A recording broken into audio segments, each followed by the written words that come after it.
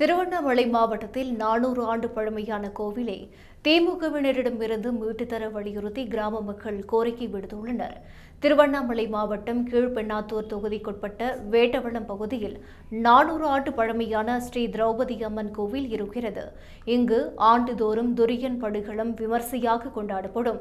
இந்த கோவிலுக்கு வேட்டவளம் ஜமீன்தாரர்களால் 55 சென்ட் நிலம் கொடுக்கப்பட்டது.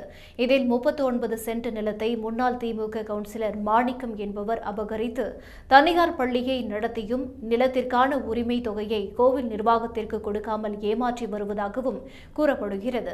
மேலும் மகாபாரத துரியன் படுகளம் நிகழ்ச்சிக்கு ஜமீன்தாரால் 11 சென்ட் நிலம் கொடுக்கப்பட்ட நிலையில் அதை வேட்டவளம் திமுக நகர செயலாளர் முருகையன் தனது செல்வாக்கால் பிச்சாண்டி சதீஷ் ஆகிய திமுக பிரமுகர்களுக்கு பட்டா செய்து கொடுத்துள்ளார். இந்த நிலத்தை தங்களிடம் ஒப்படைக்குமாறு கிராம மக்கள் தீர்மானம் நிறைவேற்றினர்.